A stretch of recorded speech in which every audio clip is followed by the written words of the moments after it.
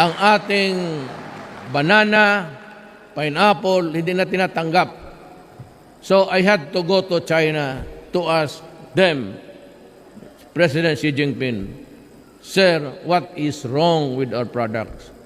We used to export to your country in so many volumes.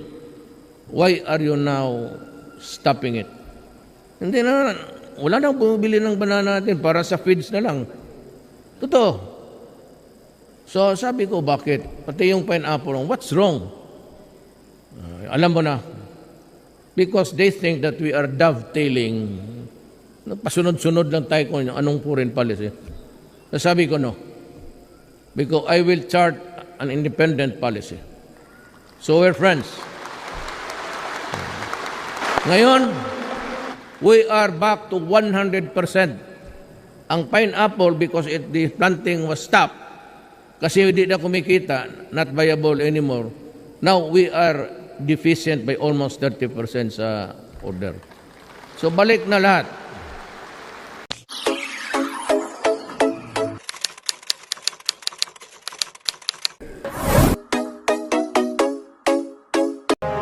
Pati itong droga. Itong droga, wala akong compromise yan. Just like corruption, the issue is death. Bakit ba pinagpapatay mo yan? Nung mayor ako, we were in still waters. Nothing was moving right after the transition between martial law at pumasok yung criminality. And I had to do it. Galing ako po, I was a prosecuting fiscal, trial fiscal ako. So sabi ko sa mga taga Davao, mag-behave lang kayo, obey the rules. Sabi ko, yung gustong magpabili ng shabu, drug, or mag-kidnap, umalis kayo. Do not destroy my city because I will kill you. Do not destroy our sons and daughters kasi mga ulol kayo, yun ang kayamanan namin. Hindi tayo milyonaryo, kaya nga tayo nandito eh. That's why I have to work on my ass to death every day to earn a living. Ngayon, pag matanda na tayo, you have how many? Mag-save ka? You have health insurance? But how far and how long will it go?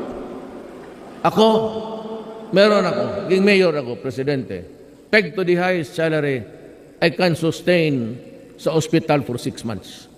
But after that, sino ang magbayad sa hospital? Sino yung magpretayo? Alam ko man, Pilipino. Isasangla mo yung lupa mo o ano para lang mabuhay ang nanay mo, tatay mo. Bibili ka ng medisina, nagpapadala kayo ng mga sakit doon kasi ang tatay mo may diabetes, high blood, kidney. Hindi tayo mayaman. Walang universal healthcare doon eh. Ngayon, kung buhangin mo yung mga anak ko, mga anak namin, sino ang sasagot sa amin? Who will take care of us? Who will spend for us? Sino yung maglagay ng oxygen sa akin? O magbili ng kabaong ko? Putang ina. Kaya talaga ako galit. Kaya itong mga human rights, putang ina ninyo, wala akong pakialam ko.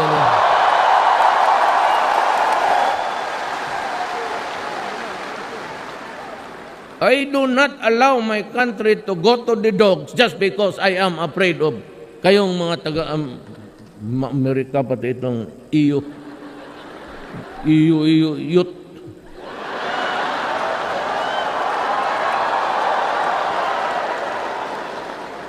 Gusto pa ako ipakulong ng mga animal? Yun ang suggestion nila. Ang suggestion nila, nga maglagay ako ng mga clinics all over the Philippines at yung mga addicts, huwag ko na daw patayin. Magpunta lang sila doon na sila kukuha ng cocaine, heroin o shabu. Sira ulo talaga ito mga puti. Hindi tayo makaintindihan kung ganun. Sabi ko, nung na-presidente ako, sinabi ko, do not destroy the Philippines. Do not destroy the young generation.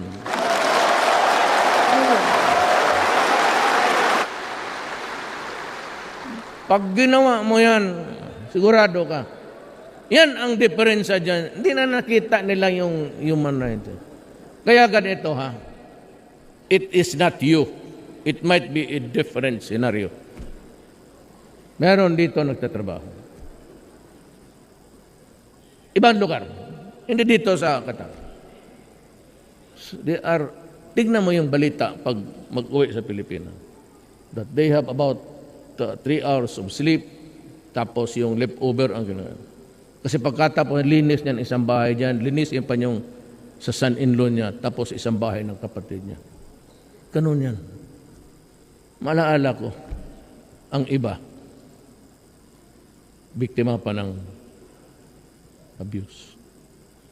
Tinitiis yan.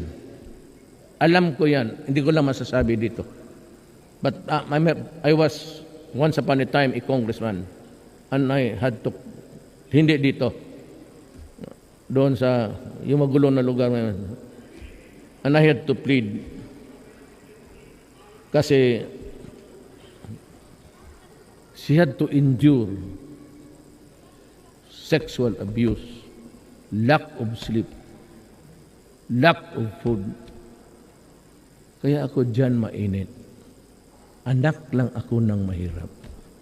Hindi naman kasing hirap talaga. Pero alam ko ang laro. Kung sa amin pang Bisaya, matugkad na ko. Maabot ko yung pinaka...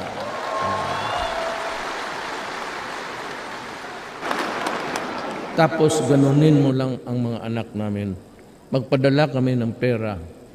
Tapos ibilin ng Cebu. All the while you endure human degradation. You lose your dignity. Tapos itong mga putang ina to,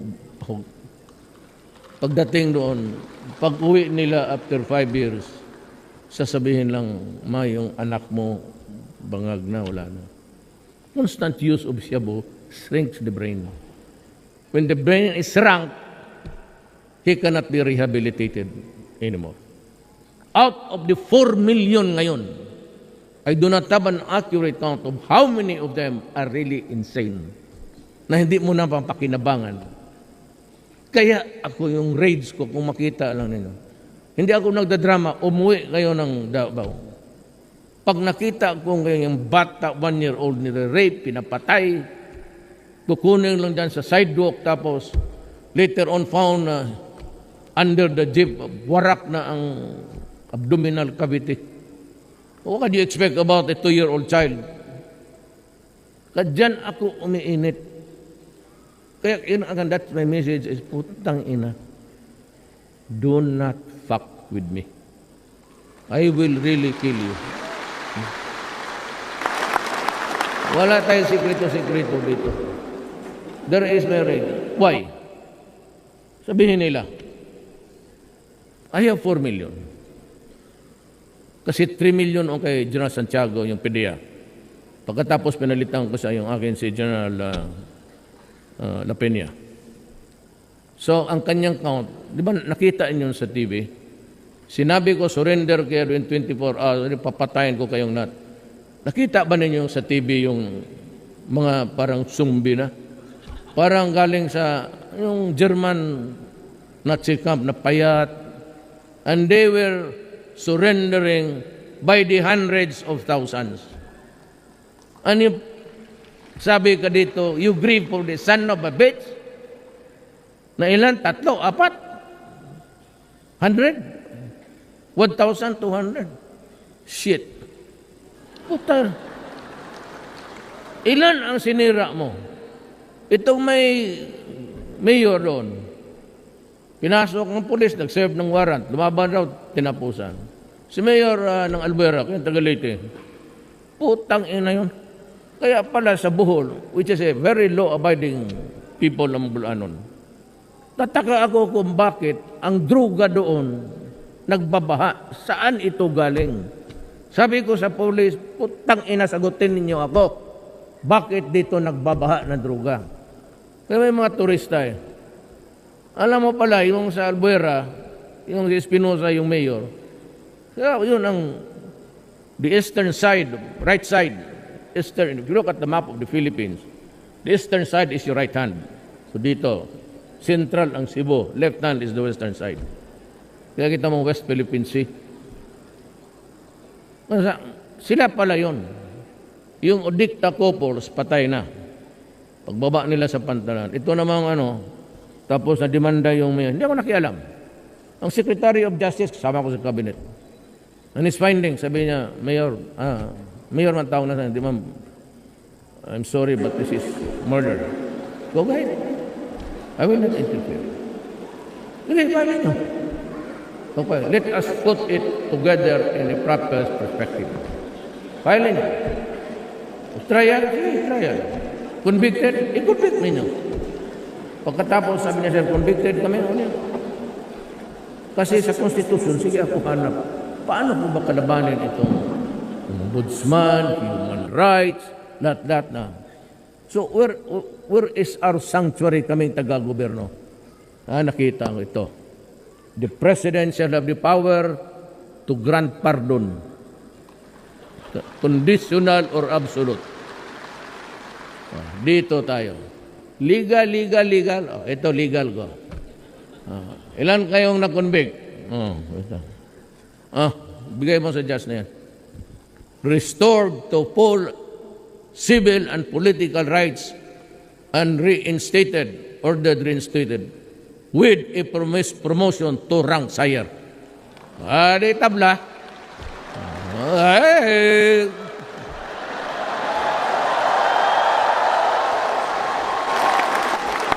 Yan ang maganda sa 75 lang kayo. Maghanap talaga ng lusot. So what's fucking wrong then? You want it legal? I never interfered. Bit Aguirre is also our classmate sa San Beda. Masih cum laude. Yung kinuha ang yung original na San Beda yan. Ang buhok niya hindi.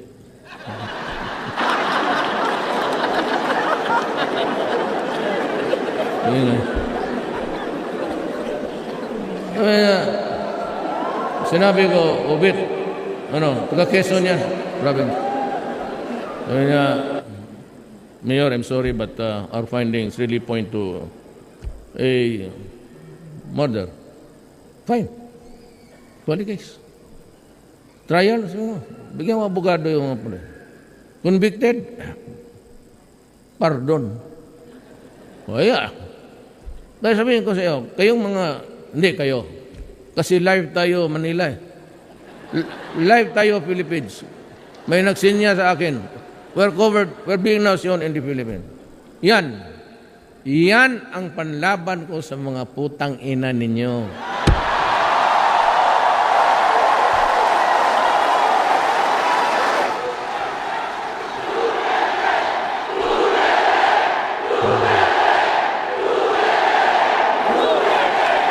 Kaya kung mamatay kayo, sabihin na, total sila makulong, let's say kayo, walang makulong sa amin.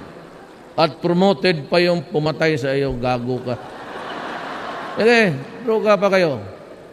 Habang ako ang presidente, talagang let's say kayo.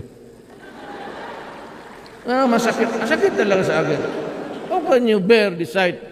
You are a president, tapos 4 million mga tao, bangag? Talagang mag-uula ako. Sabi, human rights, ipakulong ako. Actually, ladies and gentlemen, huwag mo akong takutin ng ganun. Fatalist ako na to. If I go to prison, so be it. Wala akong problema. I can rot in jail until eternity. Basta alam ko lang that I did something for my country.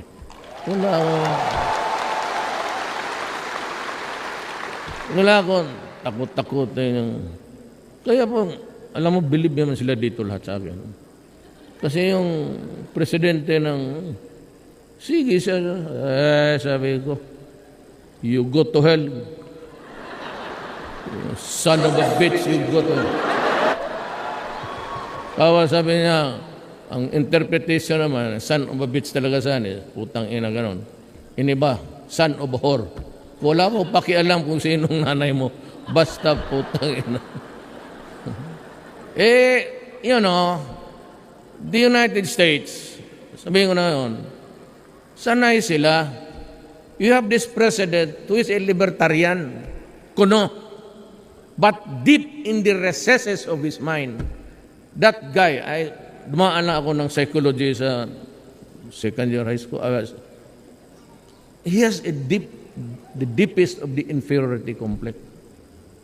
He was a libertarian, pero he was encouraging every trouble in this world.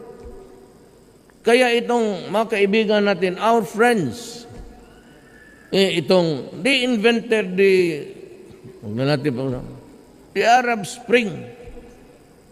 It was the American invention, and they created hell in the Middle East. Ngayon sila papasok-pasok palabas.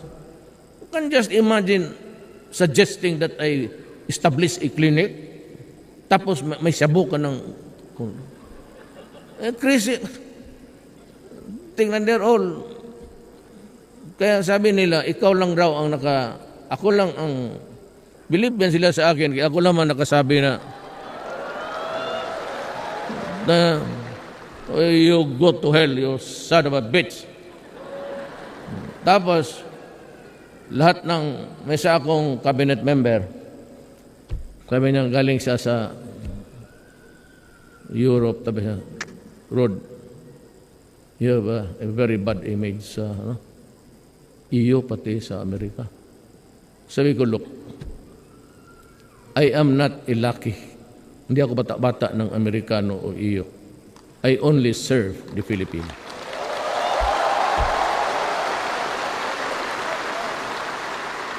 Kaya ngayon, maski yung taxi driver dito, he's your president. He's the guy who bullshit. And I never regretted it. Ako lang daw ang head of state nagsabi ng inang yan. Just imagine reprimanding me before CNN, BBC. I'd like to remind the Philippine government that there has to be a law which has to be followed. Nabuang ka dyan.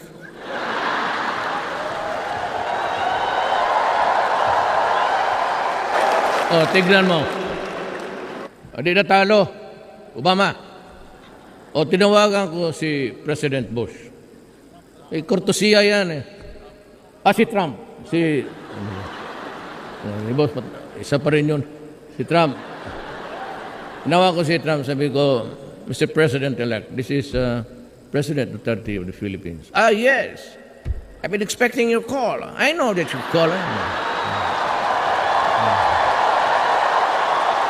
Ito ang sabi ni Trump. I make it public. Yeah, I support you. You are doing it right. You know, my country, the son of it, they say, panganlan din, yung pangalan. He named it, alam na niyo, they're flooding my country with drugs. I'm doing what you did. You're doing it right.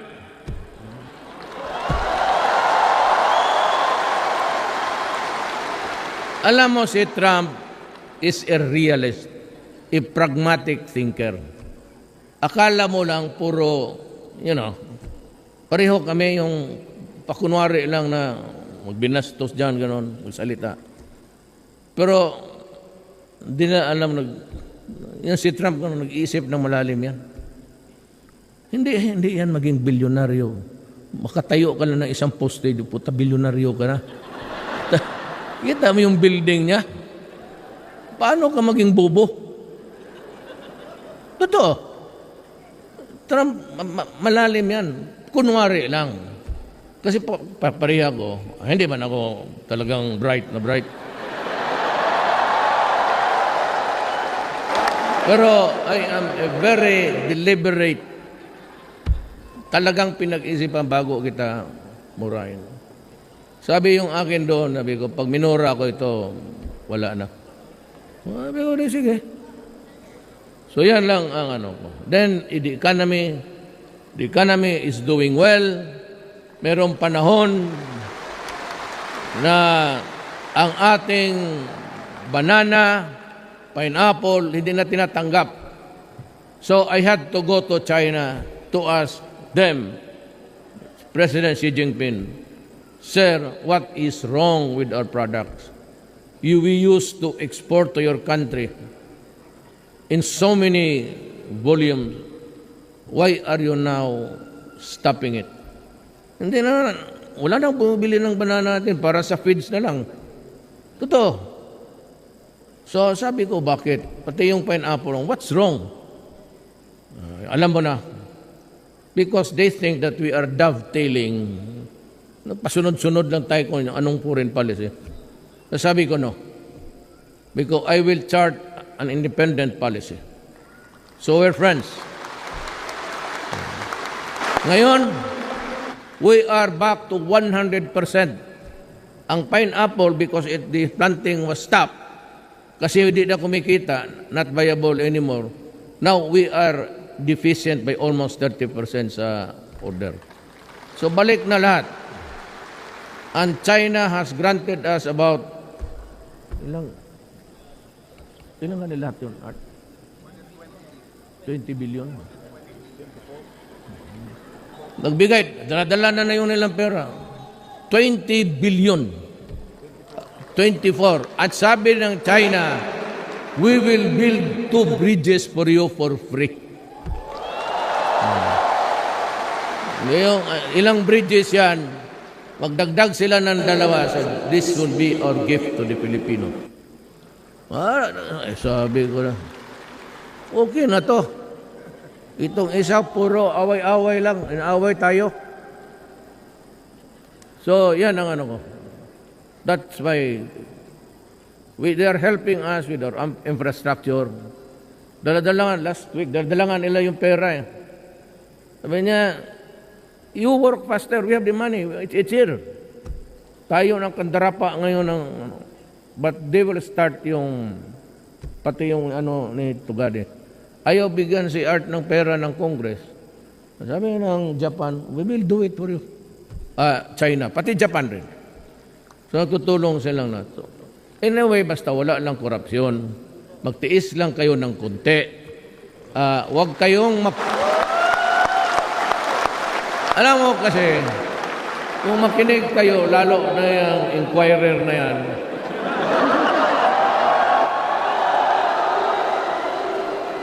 walang, yung before the election, yung ABS pati yung Inquirer, nabasa naman yung, may 200 million daw ako. Yung last minute na buhos nila. Wala na akong magawa eh. Sabi ko sa mga tao, kung maniwala kayo, kayo ang bahala. But kung mayroon akong 211 million sa bangko, putang ina, mag-withdraw ako bukas. At nung na-mayor na ako, sinabi ko sa Inquirer, pati ABS, nandyan yung mga buang siguro dyan, sabi ko, you find panahon ninyo at panahon ko na. Sabi ko sa Central Bank, buksan ninyo lahat. Pag may kalahati lang ako niyan, I will step down as president. Yan ang comment. Baski kalahati lang. Yung putang inang 211. Wala akong ganun na pera. Nakahawa ka ganung eleksyon sa contribution. Humabol pa ako. Wala man akong pera mag sa television advertisement.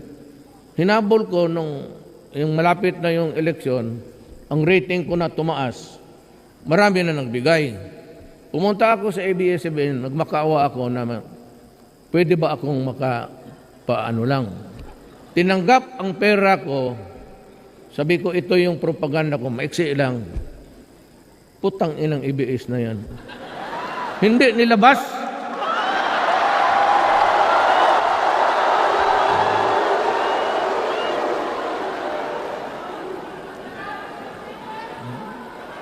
Kaya yung ABS, pag sa mga news, huwag kayong maniwala dyan. Hindi, maraming TV. May TV5, aywan ko, GMA7, meron. Doon na lang kayo makinig. Ako, biktima kasi ako. Nagbayad ako por nada. Alam mo, ang nilabas nila yung may TRO, sabi ng korte, huwag ninyong ilabas yan. Kasi ginamit ni Trillanos, isa pa rin yung gago. Hindi naman palaban. Yun yung gagong nagwarawara dyan sa Makati. Kasi mag-revolt daw sila. Tapos sinira yung peninsula. Ninakaw lahat ng tinidor, baso, lahat ng inumin. Bago nag-surrender sa pulis, ang pagkagago po tayo. Kaya tinanong ko yung, bakit ganun ito si Trillanes? Sabi nung isang Navy, sir, ang sikreto niyan, may alam ang doktor namin. Tinawag ko yung doktor, ano bang problema nandito? Minsan hindi dito, Mayor, sa baba.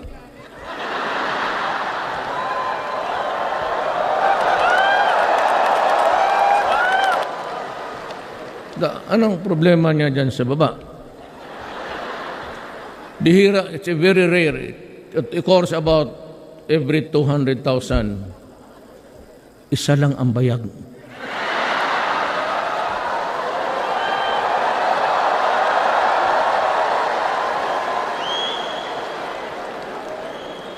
Kung totoo ka, it's an abnormality. It occurs in every male population, 200,000. May isa dyan. Ang problema, natanggap pa sa Navy, hindi hinipo yung...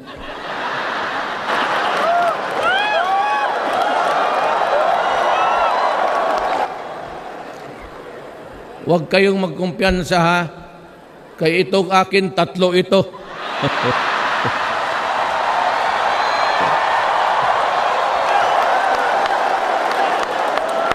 Totoo. Takang niya ako. Kaya ako naniwala ako sa doktor. Sinabi, it occurs in every. It could either be more than 2. Kaya, hindi na ako nagsabi sa kanya na, doktor, kasali ako doon sa 200. Pero, abnormality. Pero at least yung akin may extra pa. Sige lang kayo dyan tawa. Magseryoso.